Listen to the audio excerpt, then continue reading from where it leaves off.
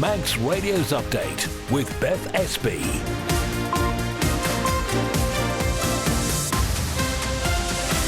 Well, first, good evening. Welcome to Tuesday's update. We'll take you through some of the main news before 5:30, including tonight the Chief Minister's statement that he issued in the House of Keys today on rising fuel prices. We'll bring you what he had to say and what it could mean for you. Also tonight, what is the latest in the ongoing bus dispute? The Commissioner's row in Peel rumbles on. Tonight we're going to hear from the local authority member raising concerns and also the board's response. And putting your knowledge to the test, new police recruits are organising a quiz night in Port Erin this Friday. All that, we'll take a look at the weather. Can you believe there's a yellow weather warning for wintry showers coming up? We'll also look at the traffic as well. And if you'd like to get in touch, you can email the studio@manxradio.com. We'll start first of all, though, with a roundup of the main news headlines with Amy Fastamai. The upward pressure affecting international fuel markets is now feeding through into the island's fuel supply.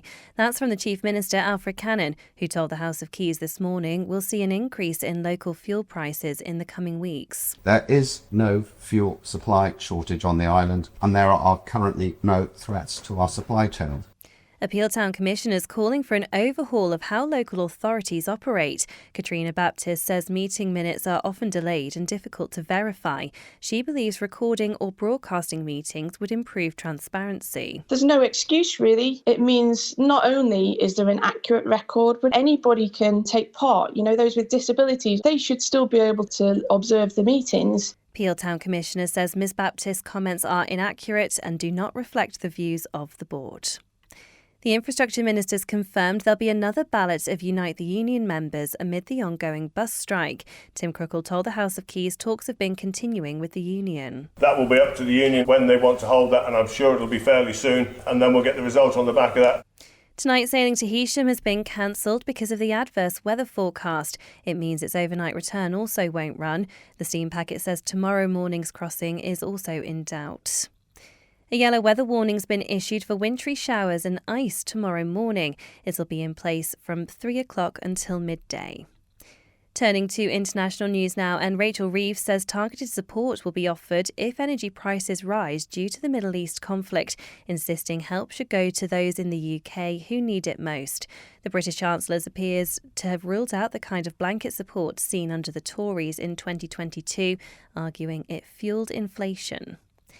Vet costs are to be capped in the UK, with prescription fees limited to £21 under new rules from the competition watchdog. The changes aim to bring transparency and tackle rising prices for pet owners. And Royal Mail's owners apologised for ongoing delivery delays. Daniel Kretinsky admitted to MPs the service has been consistently below standard, with improvements dependent on reforms. Those are your headlines. I'll be back with the news in full at 6. Thank you very much indeed, Amy. So now the weather brought to you by Manx Glass and Glazing, and we just heard about that yellow weather warning. It is for wintry showers and ice, and it comes into force from 3 o'clock tomorrow morning until midday tomorrow. So it's going to become quite cold tonight. Scattered showers later on and tomorrow morning will turn wintry, and there will be small accumulations of snow or hail, possibly on the highest roads. Also a risk of ice for a time too. So that's above 700 to 1,000 feet. It's actually 13 years ago there was all that snow on the Isle of Man, do you remember? So generally this evening, sunny intervals at first, those showers developing later, heavy at times, further showers later on in the night, which, as I say, will turn wintry. Strong winds, they will touch gale force in a few places later tonight. That's why the sailings are being cancelled later. Lowest temperatures around 3 Celsius. Then tomorrow, blustery, a strong wind only beginning to ease towards dusk. Otherwise, they'll be bright, so that's nice. Sunshine and scattered wintry showers. It's a bit of everything for you. Feeling cold, maximum temperatures only 7 Celsius. But the good news is much lighter winds on Thursday, but it will cloud over after a bright start with some more rain likely on Thursday evening. So mixed bag, eh? If you're looking for supply-only double or triple glazed units, make sure you visit the Manx Glass and Glazing showroom on the Stugborough Trading Estate or call 674 573. It is coming up to 5:05 here on Update. Well, the upward pressure affecting international fuel markets is now feeding through into the Isle of Man's fuel supply. That is from the Chief Minister, who told the House of Keys this morning we will see an increase in local fuel prices in the coming week. There was an urgent statement to members where Alfred Cannon said government was working closely with fuel suppliers, the regulator and the Office of Fair Trading to monitor the rapidly evolving situation. Here is what he had to say. In the past 5 years, if they've taught us anything, it is that our island is not immune from the impact of global events. The recent events in the Middle East are no exception. One of the most significant areas of local impact to come will be on fuel prices. Since the start of the war, the island has been relatively shielded due to the infrequent way our supplies arrive when compared to the adjacent isle. However, the upward pressure in international fuel markets is now feeding through into the island's fuel supply, which will result in an increase in local fuel prices in the coming week. I want to reassure members and the public that this government is working closely with the fuel suppliers, the regulators and the Office of Fair Trading to monitor this rapidly evolving situation. It is important to be clear, there is no fuel supply shortage on the island and there are currently no threats to our supply chain. Both major fuel suppliers have confirmed that deliveries remain on schedule and refinery loadings are proceeding as planned, with no foreseen disruption to physical supply. This is consistent with recent operational updates showing stable stock levels, even as demand has temporarily increased due to public concern. I do know, though, there will be significant price rises that will feed through to our shores over the coming days, and these price increases will cause concern for many.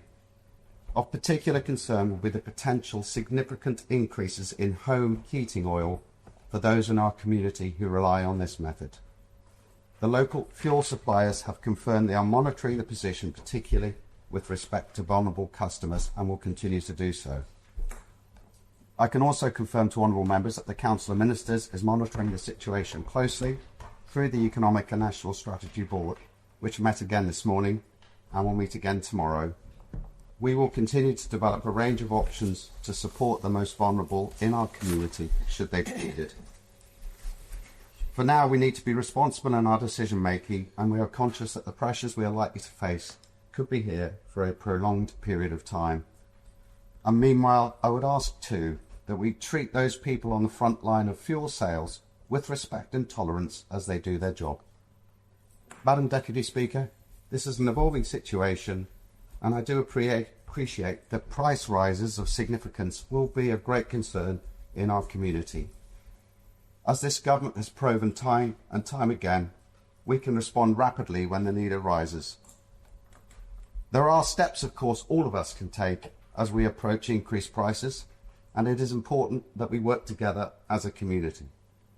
From a government perspective, we will remain in close contact with the suppliers and keep the situation and our options for action under constant review. Thank you.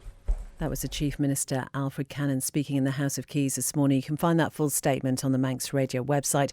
We are going to be talking to the Office of Fair Trading tomorrow, so obviously this is a story that we will be keeping an eye on.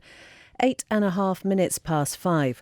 Well, the infrastructure ministers confirmed there'll be another ballot of Unite the Union members amid the ongoing bus strike. Drivers have been in a long-running dispute with Bus Vannin over pay and terms and conditions. And the fifth round of industrial action this year is due to take place over this weekend from Friday.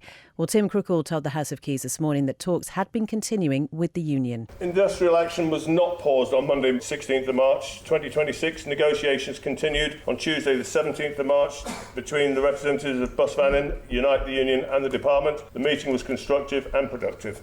There is a ballot up and coming. I can't really do any more than that. Offers are being made and offers are being considered, and until we get any results back, then I can't give any more than that. I'm sorry. I think, as I said, I am optimistic and I try to be positive, and I can't tell them exactly what's changed because things change, I think, probably, and I'm guessing here because I'm not in the meeting room, but things are changing. Sort of offers are made and then offers are changed and that, but I am positive still. Yeah, we're on the right foot, if you like.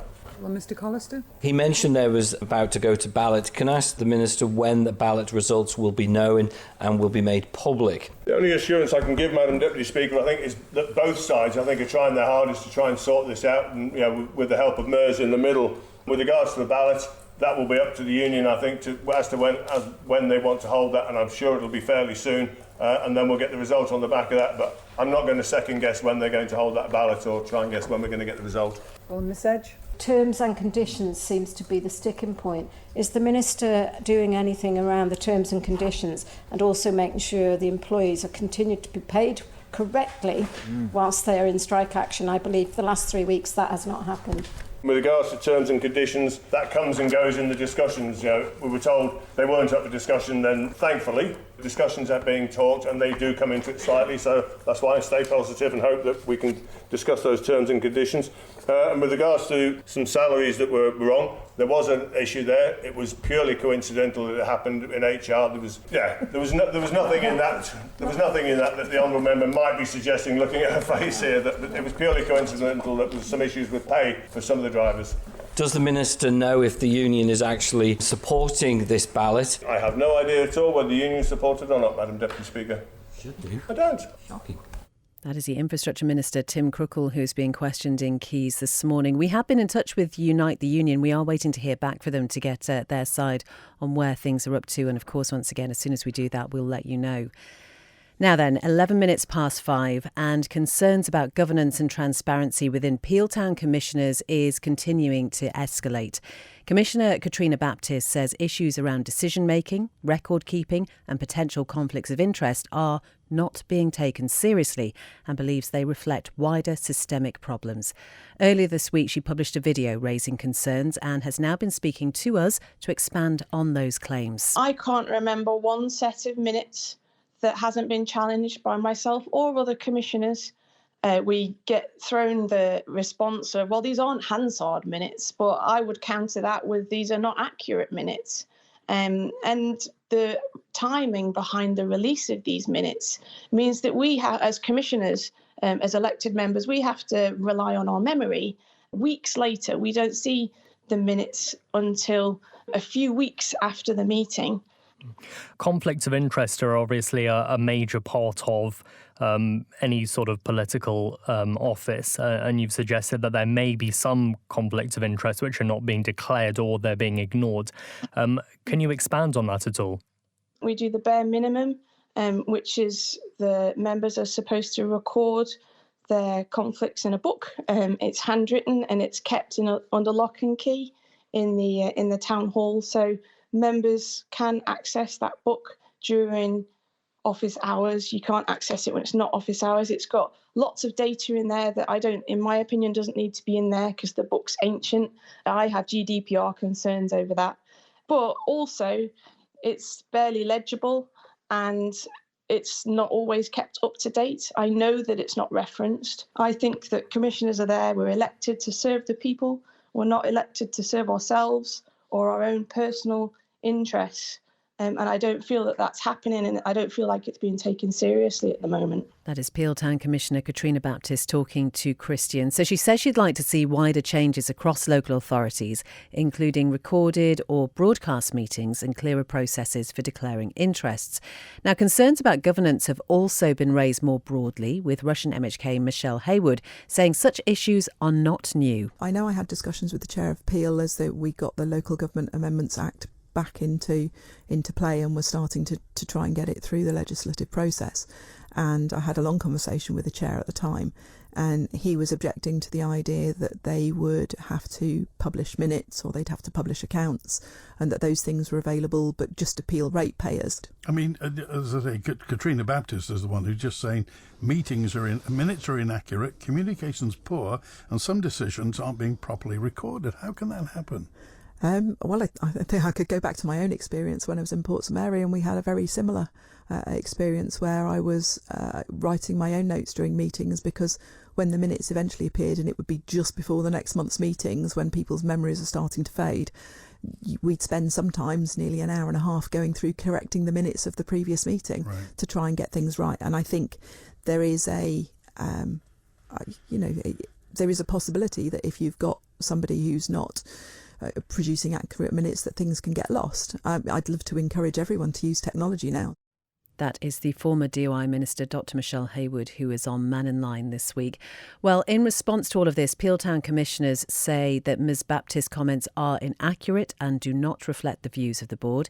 It adds she will now be subject to an internal investigation following complaints about her misrepresentations of statutory processes and the unfounded personal attacks on her colleagues. The full statement from the board is on our website. It is a lengthy one, so do take a look at that, and we will have much more on this story as it evolves in Breakfast tomorrow. Manx Radio Travel, serviced by Quayside Tyres. Nothing specific to report on the roads this evening. Do obviously take care if you're out and about early hours tomorrow, because it could be quite icy on the higher routes. Obviously, the main thing, the sailings this evening and the return overnight have been cancelled. That's because of the weather. And then the sailing tomorrow at 8 a.m. to Heysham is under question as well. So a decision will be made on that first thing. All looking okay down at the airport then. And then around the island, it's the usual things. We're used to those lights at Quegg now. Braddon, the lights on Cool Road near the Business Park, and Braddon Road just up from Braddon Bridge. In Castletown, temporary lights between King William's College and the airport. That's for water main works. And in Laxey, all week, temporary lights on New Road 24 hours a day. That is for work on the fire hydrant box. Manx Radio Travel, driven by Quayside, 664417. Head to Quayside Tyres and Service Centre on South Quay Industrial Estate. Quayside. It's 16 minutes past 5. We're just going to go back to something that was said in the House of Keys and regarding travel this morning, because the Infrastructure Department apparently may consider opening up Marine Drive if a situation like that caused by the Whitehoe roadworks happens again. That was when Whitehoe was completely closed. We know there are a couple of closures over the weekends in April. But answering a question in today's House of Keys, Tim Crookall, the Minister, said using the Cliffside route, which has been closed for decades, had been considered. But even coming in from the west, it affected everybody coming in from the west and the south. And so, as I said in my speech, the traffic light systems were tweaked as well to help make a difference there. But at the end of the day, it was a major construction work that needed doing for 2 weeks, and it was going to cause I say chaos. It wasn't chaos, but it was organised chaos, if you like, for that 2 weeks. The volume of traffic coming in from the south and from the west into Douglas, it was the only way they had. I did actually suggest to the officers they go up and look at Marine Drive, but again, Marine Drive coming down there's a pinch point as you come down the industrial estate there, and it would have been chaos there as well. But I think for the future, as an emergency route, maybe we ought to look at that, because it is there and it's in quite good nick, except for a bit of on the roadside in one place. I think it's quite narrow, but it can be used, so I think we ought to look at that. That is the Infrastructure Minister, Tim Crookall. What do you make of that suggestion then? Should we open up Marine Drive if we have a situation like we have done over the past few weeks? There certainly were quite a few tailbacks around Douglas, certainly around the Tesco car park as well. So, yeah, it's good that that's back open again.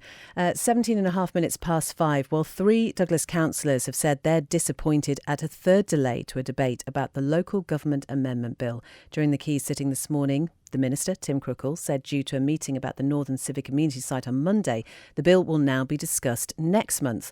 Well, local democracy reporter Emma Draper was there and has been talking to councillors Peter Washington, Stephen Crellin and Janet Tominey. From my point of view, being the chair of the Municipal Association and with that hat on, I'm so disappointed because there is a lot of good stuff in there that we really do need to get through. And yet everything hinges again on this Clause 5, and the amendments that we put through on the Clause 5, we thought we'd had all this resolved and this was going to be the final hurdle and everything should be done, and yet again we now find that we're having to wait. So I know it's important that we do get it right, and we do get it right first time, but it's just so disappointing that it's just again delayed, more delayed and more delayed. So it is very disappointing. I'll just say we received a letter roughly around about the 20th of March from the Minister saying that everything had pretty much been sorted out and it was going to be getting heard this morning. So it was disappointing to get an email this morning to say it was going to be adjourned. So, which is very, very disappointing. So I'm just disappointed that the Minister managed to give Mr Hooper a full and frank response to the questions about the Northern Civic Community site, when it's going to be open, the reuse shed, etc., but then used that very same reason as the reason to adjourn the debate on Clause 5. So it's very disappointing, really.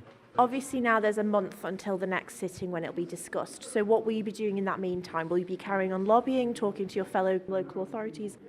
The only thing that we're left to do now is to take stock of this again and to keep the pressure up. We need this. We don't need any more delays. We need the pressure, keeping up the pressure to say that we need to get this amendment bill through, and it needs to be done in a proper way, that we don't want to be coming back to it, and we don't want to have a disappointment that it's not what we want and it's not what they want. So, we'll be keeping up the pressure. That was Peter Washington, Stephen Crellin and Janet Tomini talking to Emma Draper there, our local democracy reporter. I mentioned earlier when we were talking about fuel prices that we're going to speak to the OFT tomorrow. It's actually going to be on Thursday following their board meeting on Thursday morning. So we'll have an update on that situation then. Thank you very much to the chair of that OFT for letting us know.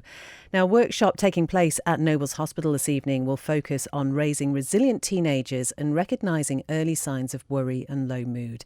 The event is being hosted at Keeldarry by I'll Stand Up to Suicide and supported by Public Health, and it'll be led by mental health coach Neil Kelders. Now, organisers say it's aimed at helping parents better understand the challenges that young people face.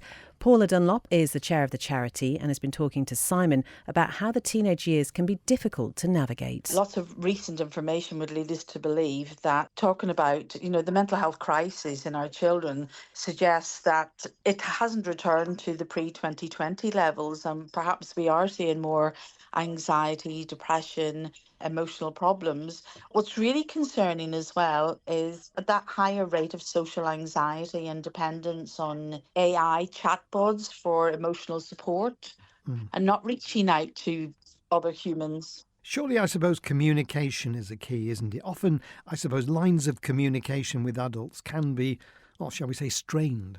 Yes, absolutely. To be fair, we've doing the suicide prevention phone line. We're pitching at it for 18 plus. We would like to introduce for the younger age group, but a lot of adults feel quite anxious, quite nervous about communicating with teenagers.